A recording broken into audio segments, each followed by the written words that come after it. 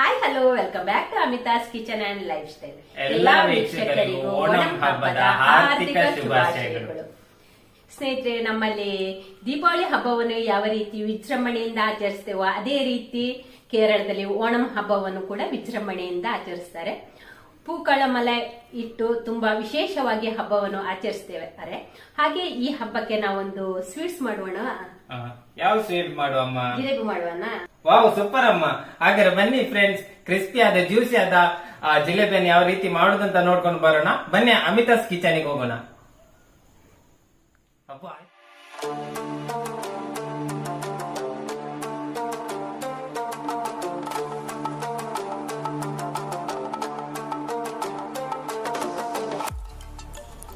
ಇವಾಗ ಇಲ್ಲಿ ನಾನು 1 ಕಪ್ಪಿನಷ್ಟು ಮೈದಾ ತಗೊಂಡಿದ್ದೇನೆ. 1 ಕಪ್ ಅಂದರೆ ಇಲ್ಲಿ 240 ml ಉಂಟು.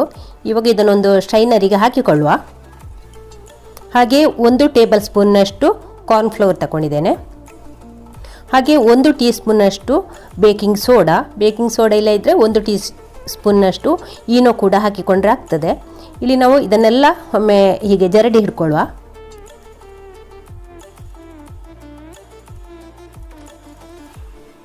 ಇವಾಗ ಈ ಹಿಟ್ಟಿಗೆ ಒಂದು ಸ್ವಲ್ಪ ಫುಡ್ ಕಲರ್ ಹಾಕಿಕೊಳ್ಳುವ. ನಾನಿಲ್ಲಿ ಕೇಸರಿ ಕಲರನ್ನು ಹಾಕಿಕೊಳ್ತಾ ಇದ್ದೇನೆ. ಬೇಕಾದರೆ ಯೆಲ್ಲೋ ಕಲರ್ ಕೂಡ ಹಾಕಿಕೊಳ್ಬೋದು.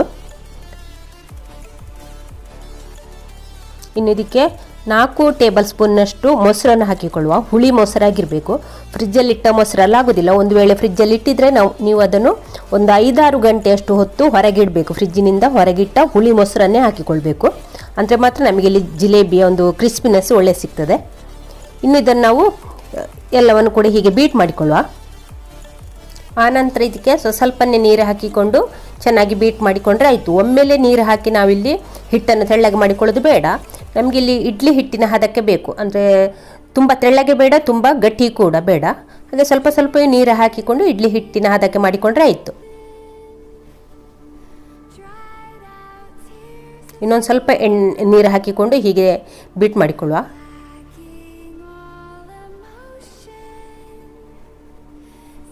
ಇಲ್ಲಿ ನೋಡಿ, ಹಿಟ್ಟಿನ ಹದ ಈ ರೀತಿ ಇದೆ ನೋಡಿ.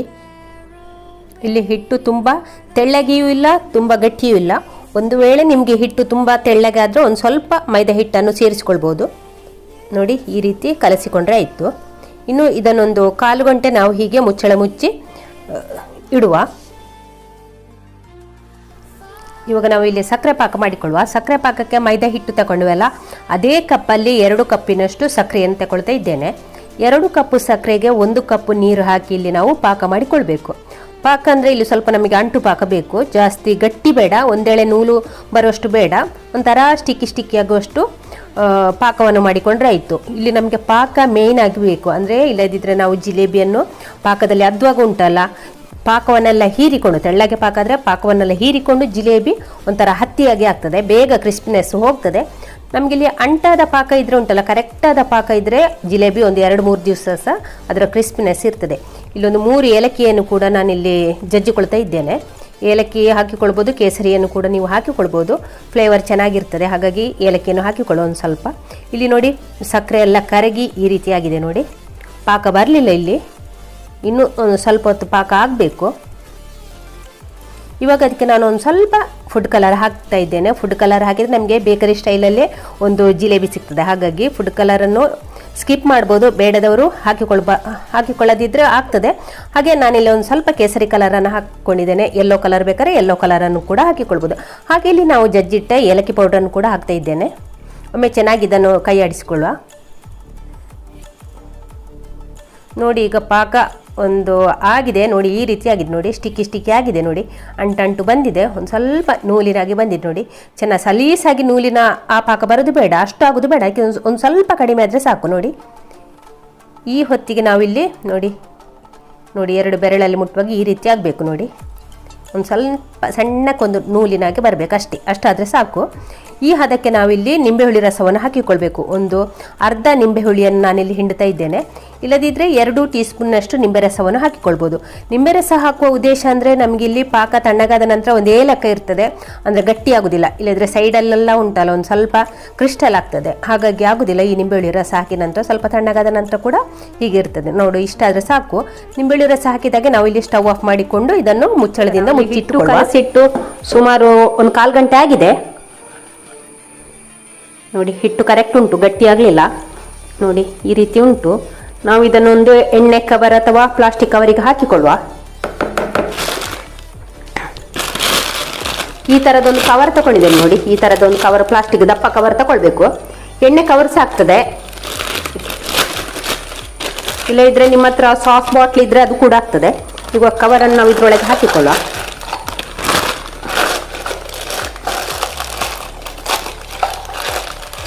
ಇವಾಗ ಈ ಜಿಲೇಬಿಯ ಬ್ಯಾಟರನ್ನು ಇದಕ್ಕೆ ಹಾಕಿಕೊಳ್ಳುವ.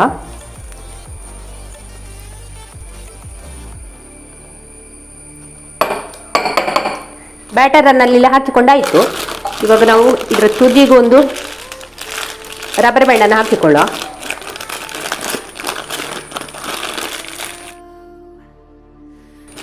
ಅಂದರೆ ಹಿಟ್ಟು ನೋಡಿ ಹೊರಗೆ ಬರಬಾರ್ದು, ಅದಕ್ಕೆ ಈ ರೀತಿ ಒಂದು ರಬ್ಬರ್ ಬ್ಯಾಂಡನ್ನು ಹೀಗೆ ಹಾಕಿಕೊಳ್ಳ.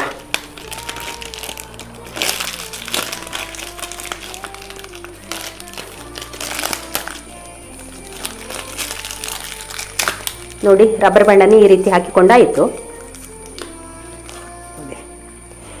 ಆಯಿತಾ? ಇವಾಗ ನಾವು ಇಲ್ಲಿ ಎಣ್ಣೆಯನ್ನು ಕೂಡ ಕಾಯ್ಲಿಕ್ಕೆ ಇಡುವ. ಇಲ್ಲಿ ನಾನು ಎಣ್ಣೆ ತಗೊಂಡಿದ್ದೇನೆ, ಅದಕ್ಕೆ ಈಗ ಒಂದು 2 ಟೇಬಲ್ ಸ್ಪೂನ್ನಷ್ಟು ತುಪ್ಪವನ್ನು ಕೂಡ ಹಾಕ್ತಾ ಇದ್ದೇನೆ. ನಮಗೆ ತುಪ್ಪ ಹಾಕಿದರೆ ಫ್ಲೇವರ್ ಒಳ್ಳೆ ಬರ್ತದಲ್ಲ.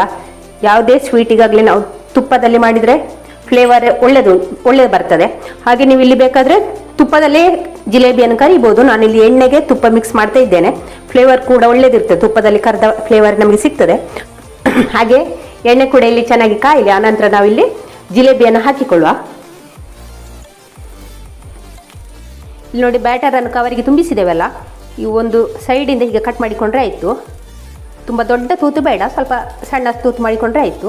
ಇವಾಗ ನೋಡ ನಮ್ಮ ಹಿಟ್ಟು, ಇವಾಗ ನೋಡ ನಮ್ಮ ಎಣ್ಣೆ ಕಾದಿದೆ ನೋಡುವ.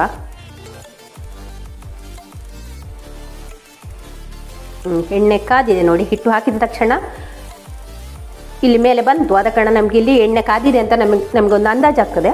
ಅಷ್ಟೊತ್ತಿಗೆ ನಾವೀಗ ಇಲ್ಲಿ ಜಿಲೇಬಿಯನ್ನು ಹಾಕಿಕೊಳ್ಳುವ.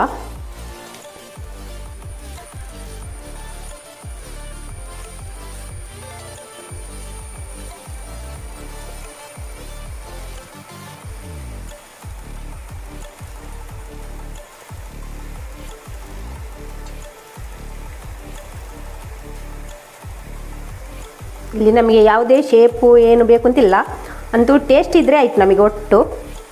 ನೋಡಿ, ಹಾಕಿದ ತಕ್ಷಣ ಎಲ್ಲ ಮೇಲೆ ಬಂತು. ನಾವು ಸ್ವಲ್ಪ ಹೊತ್ತು ಹೀಗೆ ಇರಲಿ, ಆನಂತರ ನಾವು ಇದನ್ನು ಫ್ಲಿಪ್ ಮಾಡಿಕೊಂಡ್ರೆ ಆಯಿತು.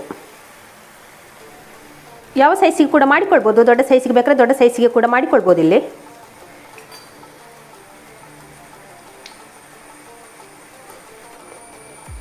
ಇವಾಗ ನೋಡಿ, ಈ ಜಿಲೇಬಿಯನ್ನೆಲ್ಲ ನಾವು ಒಂದ್ಸಲ ಅಡಿಮೇಲೆ ಮಾಡಿಕೊಳ್ಳುವ, ಮಗುಚಿ ಹಾಕಿಕೊಳ್ಳುವ.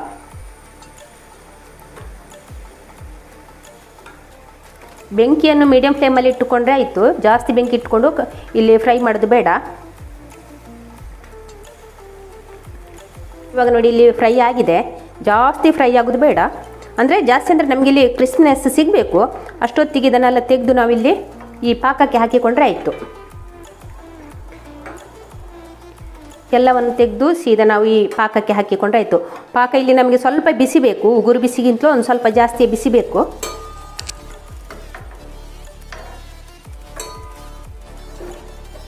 ಇಲ್ಲಿ ಈ ಹಾಕಿದ ಇದನ್ನೆಲ್ಲ ನಾವು ಇಲ್ಲಿ ಒಂದು ಸ್ವಲ್ಪ ಈ ಪಾಕದಲ್ಲಿ ಹೀಗೆ ಉಂಟಲ್ಲ ಡಿಪ್ ಮಾಡಬೇಕಲ್ಲ, ಅಡಿಮೇಲೆ ಮಾಡಿಕೊಂಡು ಇದರಲ್ಲಿ ಬಿಡೋದು ಬೇಡ. ಒಂದು ಸ್ವಲ್ಪ ಹೊತ್ತಾದ ನಂತರ ಇದನ್ನೆಲ್ಲ ತೆಕ್ಕೊಂಡ್ರೆ ಆಯಿತು. ಒಂದು 30-40 ಸೆಕೆಂಡ್ ಇದರಲ್ಲಿ ಬಿಟ್ಟು ಆದ ನಂತರ ಇದನ್ನೆಲ್ಲ ತೆಗೆದು ಒಂದು ಪ್ಲೇಟಿಗೆ ಹಾಕಿಕೊಂಡ್ರೆ ಆಯಿತು. ನೋಡಿ, ಸಾಕು. ಈಗ ಇದನ್ನೆಲ್ಲ ನಾನೀಗ ಒಂದು ಪ್ಲೇಟಿಗೆ ತೆಗಿತಿದ್ದೇನೆ. ಇವಾಗ ನೋಡಿ, ಇದನ್ನೆಲ್ಲ ಪ್ಲೇಟಿಗೆ ತೆಗಿತಿದ್ದೇನೆ. ಈಗ ಒಂದಷ್ಟೇ 30ರಿಂದ ಒಂದು 40 ಸೆಕೆಂಡ್ ನಮಗೆ ಇದು ಸಕ್ಕರೆ ಪಾಕದಲ್ಲಿ ಡಿಪ್ ಆದರೆ ಆಯಿತು.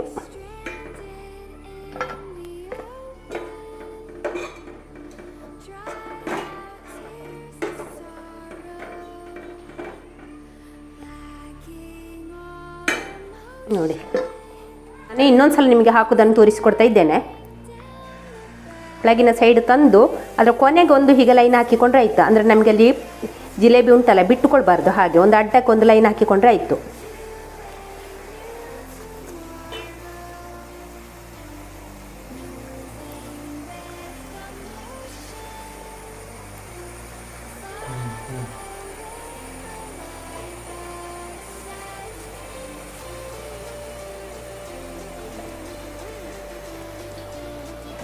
ಮತ್ತು ಇನ್ನೊಂದು ಮುಖ್ಯವಾದ ಅಂಶ ಅಂದರೆ ನಾವು ಇಲ್ಲಿ ಜಿಲೇಬಿಯನ್ನು ಕಾಯಿಸುವಾಗ ಉಂಟಲ್ಲ ಹೀಗೆ ಫ್ಲ್ಯಾಟ್ ಇರುವ ತವವನ್ನು ಇಟ್ಟುಕೊಳ್ಬೇಕು. ಬಣಲೆಯಲ್ಲೆಲ್ಲ ಕಾಯಿಸ್ಲಿಕ್ಕೆ ಆಗೋದಿಲ್ಲ ಜಿಲೇಬಿ. ಅಂದರೆ ಗುಂಡಿದ್ದದು ಬೇಡ, ನಮಗೆ ಹೀಗೆ ಫ್ಲ್ಯಾಟ್ ಇದ್ದ ತವವೇ ಆಗಬೇಕು. ನೋಡಿ ಇವಾಗ ನಮಗೆ ಶೇಪ್ ಅದೆಲ್ಲ ಬೇಕು ಅಂತ ಏನಿಲ್ಲ. ಒಟ್ರಾಸಿ ನಮಗೆ ಜಿಲೇಬಿ ನಾವು ಮಾಡಿದ್ದೇವೆ ಅಂತ ಆದರೆ ಸಾಕು. ಅಂದರೆ ಫಸ್ಟಿಗೆ ನಮಗೆ ಮೊದಲು ಸಲ ಮಾಡುವಾಗ ಯಾವುದು ಸಹ ನಮಗೆ ಗೊತ್ತಿರುವುದಿಲ್ಲ ಅಲ್ಲ, ಆಟೋಮೆಟಿಕ್ ಆಗಿ ಅದರಷ್ಟಕ್ಕೆ ಆಗ್ತದೆ. ಮತ್ತು ಆಟೋಮೆಟಿಕ್ ಆಗಿ ನಮಗೆ ತನ್ನಿಂದ ತಾನಿಗೆ ನಮಗೆ ಬರ್ತದೆ ಶೇಪಿಗೆ. ಇವಾಗ ನೋಡಿ ನಾನೀಗ ಮಾಡಿದ್ದು ಪರವಾಗಿಲ್ಲ ಅಂತ ನನಗೆ ಅನಿಸ್ತದೆ. ನೋಡಿ ಶೇಪು ಒಂದು ಸ್ವಲ್ಪ ಶೇಪ್ ಬಂದಿದೆ. ಅಂದರೆ ನಮಗೆ ಟೇಸ್ಟು ಮುಖ್ಯ ಅಲ್ವಾ, ಟೇಸ್ಟ್ ಮತ್ತು ಟೆಕ್ಸ್ಚರ್ ಜಿಲೇಬಿದು ಮುಖ್ಯ ಅಲ್ಲ. ನೋಡಿ ಮೀಡಿಯಂ ಫ್ಲೇಮಲ್ಲಿ ಇದನ್ನು ಕಾಯಿಸ್ಕೊಂಡ್ರೆ ಆಯಿತು. ಇನ್ನು ಇದನ್ನೆಲ್ಲ ಫ್ಲಿಪ್ ಮಾಡಿಕೊಳ್ಳೋ, ಹೈ ಬೆಂಕಿ ಇಟ್ಟುಕೊಳ್ಳೋದು ಬೇಡ. ಮತ್ತು ಇಲ್ಲಿ ನಮಗೆ ಸಣ್ಣದು ದೊಡ್ಡದೆಲ್ಲ ಜಿಲೇಬಿ ಮಾಡಿಕೊಳ್ಬೋದು. ನಿಮಗೆ ನಿಮ್ಮ ಸ್ವಲ್ಪ ದೊಡ್ಡಕ್ಕೆ ಬೇಕು ಅಂದಿದ್ರೆ ದೊಡ್ಡಕ್ಕೆ ಮಾಡಿಕೊಳ್ಬೋದು, ಸಣ್ಣದು ಬೇಕು ಅಂದಿದ್ರೆ ಸಣ್ಣಕ್ಕೆ ಮಾಡಿಕೊಳ್ಬೋದು.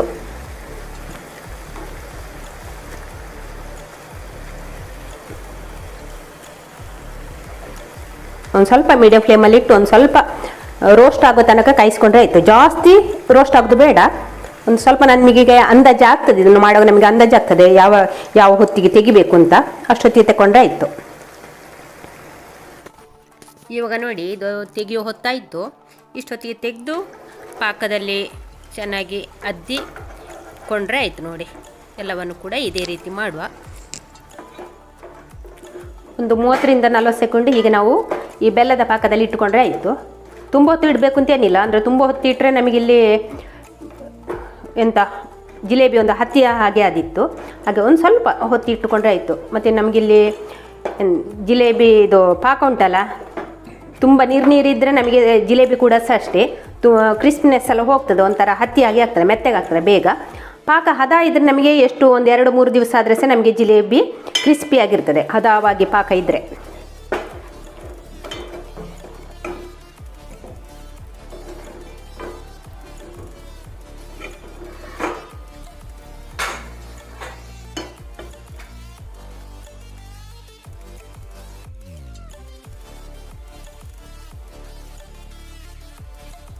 ಫ್ರೆಂಡ್ಸ್, ಈಗಾಗಲೇ ನೀವು ನೋಡಿದ್ದೀರಿ ಜಿಲೇಬಿ ಯಾವ ರೀತಿ ಮಾಡುದು ಅಂತ. ಬನ್ನಿ ಫ್ರೆಂಡ್ಸ್, ಜಿಲೇಬಿ ಹೇಗಾಗಿದೆ, ಕ್ರಿಸ್ಪಿ ಆಗಿದೆಯಾ, ಜ್ಯೂಸಿ ಆಗಿದೆ ಅಂತ ತಿಂದು ನೋಡೋಣ.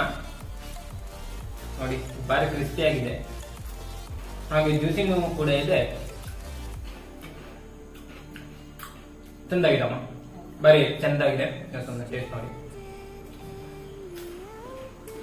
ಸೂಪರ್ ಆಗಿದೆ, ತುಂಬಾನೇ ಕ್ರಿಸ್ಪಿ ಇದೆ. ಸ್ನೇಹಿತರೆ, ಈ ರೆಸಿಪಿಯನ್ನು ನೀವು ಕೂಡ ಒಂದ್ಸಲ ಟ್ರೈ ಮಾಡಿ. ಹಾಗೆ ಈ ವಿಡಿಯೋ ಇಷ್ಟ ಆದ್ರೆ ನೀವು ನನ್ನ ವಿಡಿಯೋಕ್ಕೊಂದು ಲೈಕ್ ಮಾಡಿ. ಹಾಗೆ ನಿಮ್ಮ ಫ್ಯಾಮಿಲಿ ಫ್ರೆಂಡ್ಸ್ಗಳಿಗೆ ಶೇರ್ ಮಾಡಿ. ಚಾನಲ್ಗೆ ಹೊಸಬರಾಗಿದ್ರೆ ಪ್ಲೀಸ್ ಸಬ್ಸ್ಕ್ರೈಬ್ ಮಾಡಿಕೊಂಡು ಚಾನಲ್ ಅನ್ನು ನೋಡಿ. ನಾನು ಹಾಕ್ತಿರೋ ವಿಡಿಯೋಸ್ ಅಲ್ಲಿ ನಿಮಗೆ ಬೇಗನೆ ಸಿಗಬೇಕು ಅಂತಿದ್ರೆ ಪಕ್ಕದಲ್ಲಿರುವ ಬೆಲ್ ಐಕಾನ್ ಅನ್ನು ಕ್ಲಿಕ್ ಮಾಡಿ, ಅದರಲ್ಲಿ all. Thank you, bye bye.